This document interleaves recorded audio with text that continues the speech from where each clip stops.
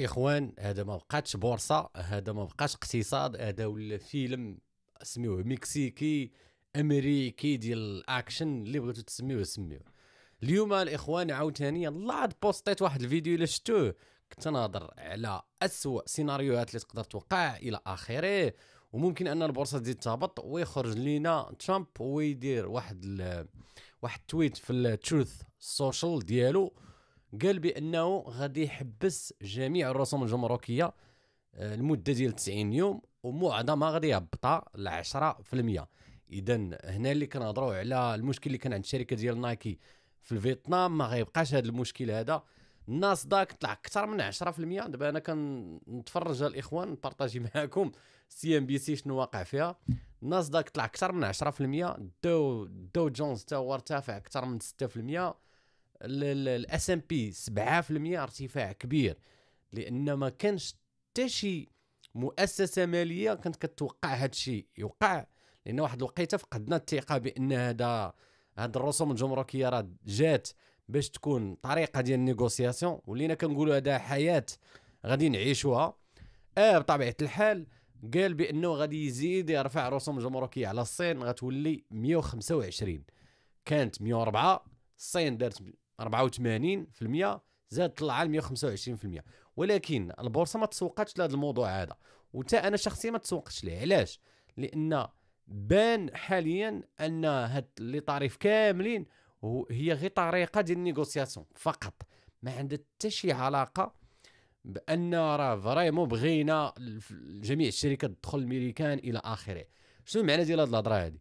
المعنى ديالها هو هاد الارتفاع ديال 125% على الصين غير مساله وقت، بانهم غيجلسوا بجوج وغادي يحلوا المشكل، وهذا غيكون ايجابي بالنسبه للبورصه. راه كما كنشوفوا الاخوان ارتفاع كبير. في حاله اذا ما كانش الحل ما بين الصين وامريكان ماشي مشكل كبير. علاش؟ لان الهند تقدر ترومبلاسي الصين هي والفيتنام وبعض الدول اللي قريبه لبنغلاديش الى اخره على المدى المتوسط. نقدروا حيت المده القصيره ما يمكنش تسد واحد المعامل وتعاود تدخلهم في البلاصه البلدان اخرى بحال الهند الى اخره، ما يمكنش ديرها بسرعه ديال شهر ولا، وخاصك الاشخاص خاصك تعلمهم، والبرودكشن خاصك تحبسها. بزاف ديال المشاكل غادي توقع الا بغيتي تزرب عليها. غادي تشد شي شويه ديال الوقت، ولكن زعما ممكن انها دار اننا ما نحتاجوش للصين في ميريكان على المدى المتوسط. غادي تاثر ميريكان على المدى القصير، ولكن حاليا كيبان هذا الشيء كامل غير نيغوسياسيون. هذا واحد الساين كبير ديال اننا وصلنا للبارم. الا عقلتوا على الفيديو اللي داز قلت بان الناسداك واخا خدا دقه كبيره ديال ان الصين تزادت عليها والصين دارت حتى هي 84، ما هبطش بواحد الشكل كبير. هذا كان واحد لانديكاتور ديال واقيلا راه وصلنا للبارم، ما نقدروش نعاودوا نزيدوا نهبطوا. اذا هنا فكره ديالي، وطبيعه الحال هذا راهي راي الاخوان ماشي نصيحه. ديروا البحث ديالكم قبل ما تشريوا لي زاكسيون، لا في البورصه الدار البيضاء لا الامريكيه لا الاوروبيه، لان كل واحد الوضع ديالو، انا مختلفين احنا في الوضعيات. هذا بالنسبه لي انا يا ساين ديال الشراء، خاصه بعض الشركات اللي هبطوا بشكل كبير. وهذا الشيء راه بدا اصلا من كنشوفوا انفيديا طالعه ب 15%، كنشوفوا جوجل 7%، كنشوفوا شركات اللي كنت نشوفهم واحد الارقام انخفاض كبير ولاو كيطلعوا بسرعه. 9% امازون لارج كاب باش يطلع لك ب 9% راه ما ساهلاش. اذا هاد الارقام هادو من المرتقب انها تطول معنا في الارتفاع، وهنا غادي نبدا الشراء. باش ما نكذبش عليكم، انا شخصيا غنبدا الشراء. تهضر على البورصه ديال الامريكان. غدا ان شاء الله غادي نبارطاجي مع الاخوان اللي كاينين في الباتريون شنو لي زاكسيون اللي غادي نشري وعلاش غادي نشريهم وعلاش اختاريتهم بطبيعه الحال. وكنهضروا مع الناس اللي عندهم الفلوس وغادي انفيستيو. الناس اللي ما عندهمش الفلوس ارتاحوا ليا مع راسكم، تعلموا غير من هذا الشيء اللي فابور من اليوتيوب. ما عندكم ما ديروا لا باتريون لا بالسلسله لا بوالو. الناس اللي ما عندكمش فلوس دابا خدموا ركزوا على شي حوايج اخرين اللي تقدر تدخلوا بها الفلوس، بعدوا من هذا الشيء. نرجعوا للموضوع ديالنا الاخوان. بالنسبه للبورصه الدار البيضاء، من المرتقب ان لا زاكسيون غدا غيطلعوا. اذا هادو اللي داروا الاوفر سولد او بداو كيبيعوا بشكل كبير، غدا غيبداو يشريوا عاوتاني بشكل كبير. اذا من المرتقب ان لاكسيون يطلع ب 3%، ولكن لان دابا راه ما بقيناش. راكم شفتوا السرعه ديال المعلومه. يلا درت فيديو خرج موضوع.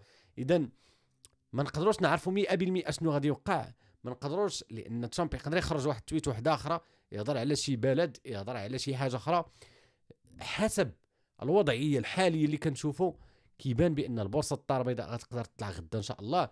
اوروبا غترجع في ارتفاع كبير غدا، لانه هما هي المستفيدين الاكبر من تصدع الراس كامل، لان هي بعد 90 يوم ما غاديش يخلصوا حتى شي رسوم جمركيه الشركات الامريكيه اللي كتجيب السلعه من اوروبا، حيت بزاف ديال الناس كيتحاب لهم راه اوروبا اللي غتخلص، لا، راه شركات امريكيه هي اللي كتخلص الرسوم الجمركيه، لان هي اللي جايبه السلعه، ماشي اوروبا هي اللي كتخلص بطريقه غير مباشره. هما اللي كيخلصوا الاوروبيين، ولكن لان السلعه ديالهم ما كتبقاش على طلب بشكل كبير، ولكن في نفس الوقت كتكون ضرر كبير للشركات الامريكيه. اذا بهذا الناسداك 10% عاوتاني من جديد. الفيوتشرز كنظن بان ديال المانيا غادي يرتفع، المارشي ديال المانيا دابا منخفض، غدا غادي نشوفوا ارتفاع كبير. هذا صاين كما قلت ايجابي، البورصه الاوروبيه ايجابي، البورصه ديال الدار البيضاء ايجابي، البورصه الامريكيه. الناس اللي مولفين بالدي سي اي دولار كوست افريجين او الدرهم كوست افريجين، توقيت جيد للشراء بالنسبه لي لبعض الكواليتي ديال الشركات. ولكن بطبيعه الحال انا كنهضر على راسي الاخوان، ما تغلطوش وتمشيو تشريو نتوما، كنهضر على راسي. 10% دابا كنشوف البورتفوي ديالي يطلع ب 10% في ميريكان، غريب هذا البورتفوي. تقريبا عنده نفس البيطه ديال الناسداك طالع ب 10%. غادي نحاولوا نشوفوا التاثير، مازال ما شفنا الصين شنو قالت، لان الصين ما هضراتش، زادت على 125 ما قالوا والو. الحاجه الزوينه هو effective immediately، المعنى ديالها هو ان الخوف اللي كان بالنسبه للشركه ديال نايكي اللي كانت كتجيب من الفيتنام ما بقاش هذا الخوف، لان السلعه جايه. شحال من واحد دار شحال من فيديو ديال الناس اللي كاينين في ميريكان، السلعه جايه ولي طريف كاينين في ميريكان. اذا انت خلصتي ثمن، وفاش غتوصل للبور خاصك تخلص عليها، وانت ديك الساعه ما كانش خبارك غادي تزاد، لان السرعه كتغير. اذا هادو اللي دابا عندهم السلعه محطوطه في البور ديالهم غادي تدخل الميريكان نورمالمون راه باوز وما غادي يخلصوا والو. وهنا كما قلنا المستفيد الاكبر هي الشركات بحال نايكي.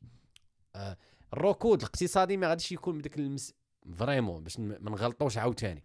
السلعه ديال الصين راه كثيره في ميريكان، راه ما يمكنش، راه واحد 500 مليار ديال الدولار كلها كتصدر للميريكان، راه ما يمكنش نفيقوا ونعسوا ونقولوا نشوفوا غير هادشي اللي قال ونقولوا صافي راه خرجنا من المشاكل. على المدى المتوسط بقى القضيه شي شويه ثقيله، على المدى القصير بقى القضيه شي شويه ثقيله في المين ستريت، حيت في البورصه كنهضروا على جوج ديال الحوايج، كنهضروا على الوول ستريت، على البورصه، وعلى المين ستريت، على ليكونومي ديال الزنقه، ديال شنو واقع عندنايا في الشارع. في الوول ستريت بدا كيطلع، علاش؟ لان دائما حنا كنسبقوا ليكونومي. الا كانت شي حاجه غتوقع خايبه كيهبطوا لي زاكسيون قبل ما توقع، ولا كانت شي حاجه خايبه واقعه دابا كنلقاو بعض المرات لي زاكسيون كيطلعوا، لاننا كنبداو نفكروا ما وراء المشكل. اذا فاش كنبداو نهضروا بهذه الطريقه كنقسموا المين ستريت والوول ستريت. والوول ستريت الاخوان بدا كيطلع لان المستقبل غيكون افضل وغيكون حل مع الصين.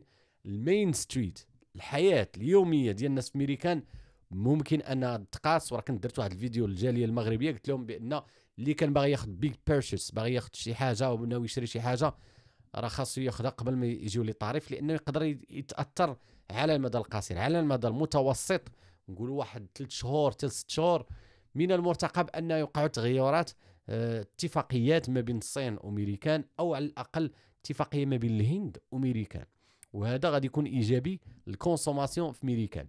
غيكون سلبي للصين، ولكن ما غيكونش سلبي بشكل كبير للميريكان. نتمناو ان ما يكونوش تغيرات عاوتاني كبار باش ما نتخربقوش عاوتاني نهبطوا عاوتاني نمشي 10% من بعد ما 11%. شو الناسداك طالع ب 11%، الناسداك طلع ب 10 وانا طالع ب 11. انا فايت الناسداك. سو القضيه بدات كتبان بانها ايجابيه.